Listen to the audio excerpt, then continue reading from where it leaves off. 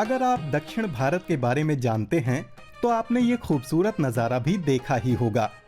चावल, गर्म सांबर, ताज़ा डोसा और केले का पत्ता जो पेट से लेकर दिल तक को खुश कर देते हैं। लेकिन इनमें से कई व्यंजन खतरे में हैं। जलवायु परिवर्तन की वजह से हो सकता है कि अगले 20 वर्षों में ये लौकी हमें ना मिले और कीटनाशकों की मदद से उगाई जा रही ये भिंडी हमारी सेहत खराब कर सकती है। साथ ही तमिलनाडु के किसानों के खेती छोड़ने से हालात बदतर हो रहे हैं।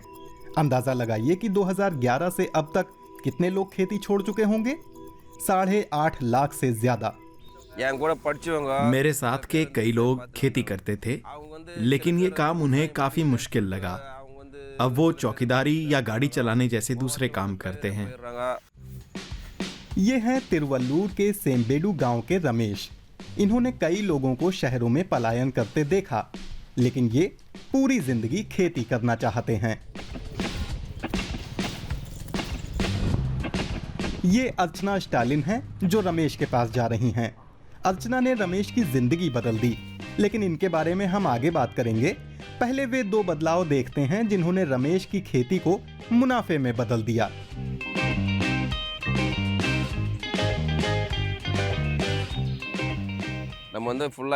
हम सभी फसलों और फूलों पर रासायनिक कीटनाशक इस्तेमाल करते थे। इनसे हमारे पूरे शरीर, खासकर पीठ पर जलन होती है।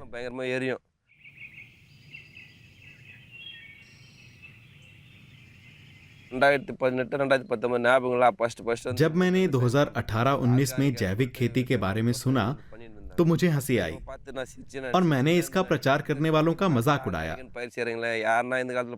लेकिन उन्होंने मुझे इसके फायदे बताए और किसी एक फसल को जैविक तरीके से उगाने के लिए कहा।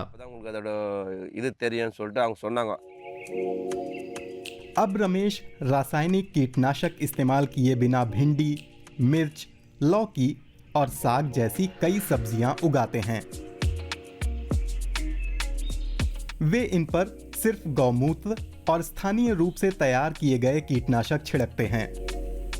पहले रमेश की तबीयत अक्सर खराब रहती थी, लेकिन अब ऐसा नहीं है।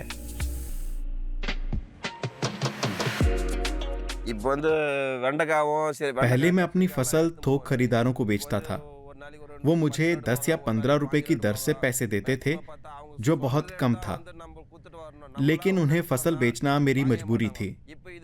अब मैं अपनी फसल तय कीमत पर बेचता हूँ। खरीदार मेरे पास आते हैं। मेरा सारा तनाव खत्म हो गया है। अगर मैं अर्चना और उनके पति स्टालिन से नहीं मिला होता तो जाहिर है मैं भी कोई दूसरा काम कर रहा होता। अब बात अर्चना की। वो और उनके पति चेन्नई में सॉफ्टवेयर इंजीनियर थे। 5 साल पहले उन्होंने अपनी नौकरी छोड़कर माई हार्वेस्ट नाम की सामुदायिक कृषि सेवा शुरू की। इनका इरादा रमेश जैसे किसानों की मदद करना था। ये मानते हैं कि तमिलनाडु के लोगों को अच्छा खाना मिलते रहना चाहिए। हमें लगा कि कुछ ऐसा करना चाहिए जिससे अगले 4 से 5 दशकों में खेती का पेशा पूरी तरह खत्म न हो जाए। पिछले 5 वर्षों में हमने खेती को मुनाफे का पेशा बनाने का तरीका खोजा। जैविक खेती में लागत कम आती है और उपज की कीमत भी अच्छी मिलती है। माई हार्वेस्ट मार्केटिंग का कारोबार नहीं है। हम सीधे खेतों से फसल इकट्ठा करते हैं या किसान अपनी उपज हम तक पहुंचाते हैं। इससे उनका मुनाफा बढ़ जाता है। वो शहरों में काम करके जितना कमा पाते उतना घर पर ही कमा लेते हैं। वो अपनी जड़ों से भी जुड़े रहते हैं और पुश्तैनी जमीन पर खेती करते हैं।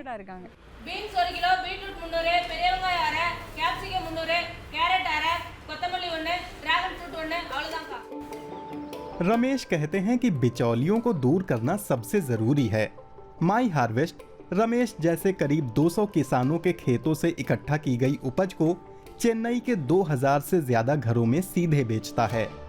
हम खेत से लेकर घर तक, फसल के उत्पादन से लेकर उसके पकने और परोसने तक की प्रक्रिया में शामिल हैं। हमारा काम पर्दे के पीछे जारी रहता है। हम लोगों को खेती और खरीदे जाने वाले भोजन के पीछे की कहानी बताते हैं। हम भरोसा और संबंध बना रहे हैं। इससे पहले किसानों को पता था कि उनकी आजीविका खेतों पर निर्भर है, लेकिन उन्हें कुछ बेहतर होने की उम्मीद नहीं थी। जैविक खेती शुरू करने से पहले रमेश महीने में मुश्किल से 3,000 रुपए कमा पाते थे। आज मैं हर महीने 40,000 रुपए कमाता हूँ। मेरा खर्च करीब 2,000 रुपए है। शुरुआत में सिर्फ मैं जैविक खेती करता था। आज मेरे गांव के 6 और लोग ये काम करते हैं। धीरे धीरे लोगों की संख्या बढ़ रही है। पौष्टिक खाना जो सम्मान से रहने वाले स्वस्थ लोगों से मिल रहा है, ये तमिलनाडु में भोजन का भविष्य सुरक्षित करने की अहम रणनीति है। जैसे जैसे और लोग खेती से जुड़ेंगे, यहाँ के किसानों की जिंदगी रोशन होती जाएगी और केले के पत्ते पर रखे भोजन का स्वाद और बढ़ जाएगा।